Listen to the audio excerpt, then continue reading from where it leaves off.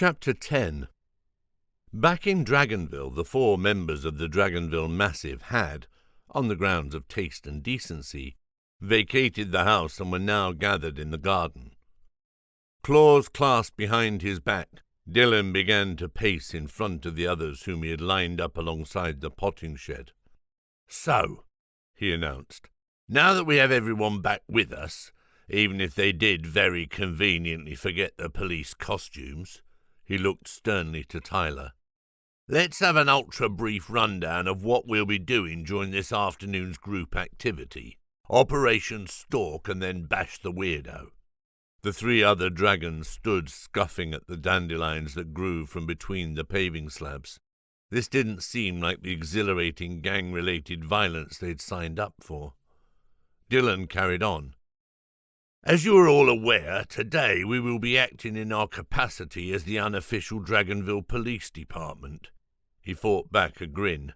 "In this hat, or lack of it," again he stared at his deputy, "we see ourselves as honorary administrators of justice, ones unhindered by the trappings which theoretically ought to restrict our state-appointed counterparts."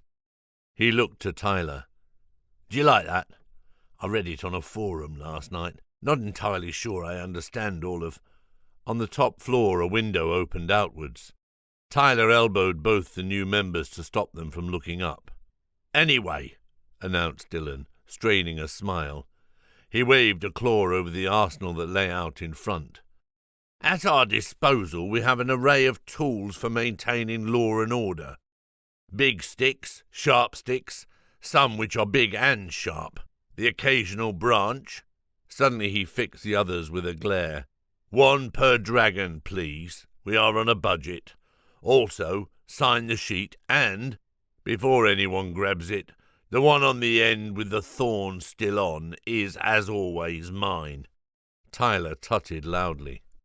"Mr. Ponsonby Knightsbridge." Dylan gave a curt nod as a large and, even by dragon standards, unhygienic-looking individual appeared from the back door and began towards the garden gate. "Same time next week?" One of the new members sniffed loudly, and again Tyler gave him a dig. Upstairs the window creaked as it opened a bit more. "So," Dylan took a deep breath and wished he hadn't, "the key with this sort of exercise, vigilante crime prevention for the avoidance of doubt, is rapid response. We know that fat, dodgy nutjob disappeared off into the hills about half an hour ago, so we need to get out there fast to stop him from whatever depraved filth he's lined up in the privacy of all that nature." Tyler and the 2 new members lurched toward the sticks. "Wait! Get back!" Dylan lifted an arm and motioned to strike. "As the unofficial Dragonville Police Department, even without our costume uniforms, we work a little differently to how we do in the DVM. It's not all laissez-faire fun here." He glanced to Tyler. "Something else from the forum? I literally haven't the foggiest." "No, in the UDPD role we have to have a strategy." A dumpy dragon wearing a tie and carrying a briefcase walked through the gate. "Mr. Clark," greeted Dylan. "Executive special, eh? You kinky old dog. Hope that waistcoat's not professional clean only." He flicked his nose up towards the now fully open window and gave a slight grimace. "Maybe take a seat at the bottom of the stairs. Her secretary will be down to get you in a moment. Tails!" Dylan spun to face the other 3 dragons whom he had just seen out of the corner of his eye. He planted his claws on his hips. Let go of each other," he hissed, "completely. And spread out a bit. It's a fair-sized garden." He exhaled deeply. "The same no-tails rule applies in the UDPD as when we're operating under the DVM, okay? These 2 are new, but Tyler, I shouldn't have to tell you that." Tyler shrugged innocently. He had a bit of a leaf stuck to him. We should look smart when we're on unofficial..." "Strategy," snapped Dylan. I thought that was what we were doing when we chose the operation name, moaned Tyler. It's very descriptive. Stalk and then bash. Above, the window slammed shut.